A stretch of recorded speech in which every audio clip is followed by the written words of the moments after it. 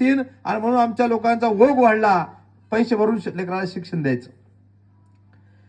याचा दुष्परिणाम असा झाला की आम्हाला सवय लागली खाजगी शाळेची आणि त्यामुळे सरकारी शाळेने लेकरं भेटत नाहीत म्हणून सरकार एक एक वर्ग बंद करत आहे.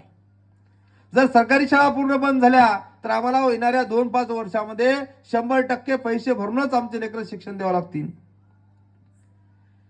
आता एक लेकरू आहे म्हणून त्याला वर्षाला 10-15 हजार भरून पण 2 लेकरं झाल्यानंतर 2 लेकरांचं शिक्षण कसं करायचं?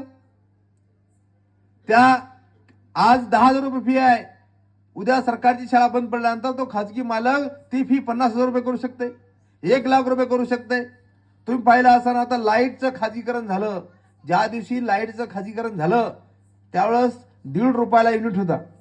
एक केवढ्याला होता? 1.5 रुपयाला. आज तो 7 रुपयाला झालाय. 1.5 रुपया कोटा आहे, 7 रुपये कोटा पहा. 7 रुपयाला 1 युनिट लाईट भेटते खाजगी झाल्यामुळं. हे शिक्षण देखील आता खाजगी होणार आहे. शिक्षण खाजगी जर झालं तर आम्हाला शिक्षण मिळणार नाही. आम्हाला शिक्षण मिळणार नाही. लक्षात घ्या, जर बाबासाहेब म्हणतात शिक्षण हे वाघिणीचं दूध आहे. बाबासाहेब काय म्हणतात? शिक्षण हे वाघिणीचं दूध आहे, जो पिल तो गुरगुरल्याशिवाय राहणार नाही. शिक्षण हे वाघिणीचं दूध आहे, ताकदवर आहे. जर तुम्ही ते घेतलं, प्राशन केलं तर ते गुरगुरल्याशिवाय राहणार नाही, म्हणजे क्रांती केल्याशिवाय राहणार नाही. म्हणून इथल्या व्यवस्थेनं ध्यान ठेवलं. बाबासाहेब सांगतात की शिक्षण वाघिणीचं दूध आहे आणि ते पिल्यानंतर लोक गुरगुरणार आहेत, ते पिल्यानंतर लोक बोलणार आहेत, क्रांती करणार आहेत, पेटणार आहेत. मग जर आपण वाघिणीचं दूधच जर बंद केलं तर लोक कुठून गुरगुरणार आहेत, कुठून भांडणार आहेत, कुठून संघर्ष करणार आहेत. म्हणून शिक्षणच बंद करायचं.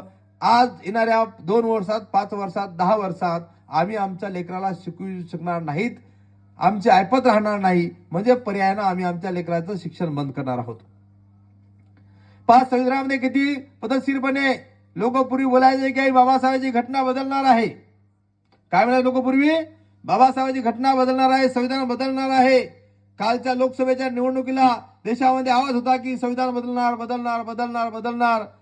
प्रधानमंत्री नरेंद्र मोदी समोर आले, सांगितलं की संविधान बाबा साहब खुद भी आएंगे तो भी संविधान नहीं बदल सकता. आम्हाला बरं वाटलं की संविधान बदलू शकत नाहीत, परंतु त्यांनी प्लॅन केला आम्ही संविधान बदलणार नाहीत, संविधान तसंच ठेवणार. आम्ही संविधान बदलणार नाहीत, संविधान तसंच ठेवणार, पण तुमचे हक्क आम्ही ठेवणार नाहीत, तुमचे अधिकार आम्ही ठेवणार नाहीत, तुमचा शिक्षण अधिकार आम्ही काढून घेऊ. जर आमचे लेकर शिकलेच नाही तर त्याला नोकरी लागेल काय? शिकलेच नाही तर आम्ही क्रांती करणार काय? आम्हाला समजणार काय?